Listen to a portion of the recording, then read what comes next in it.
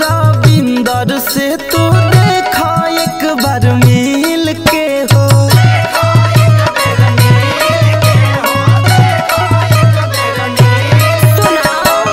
प्यारे पीपी न पंकज अखिलेश सुनील से हो।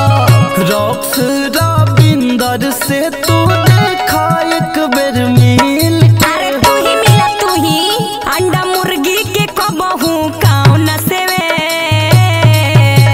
समझ में आइल कि ना। धके हुर देह कवनो यही तो फिर कबो ना लेबे।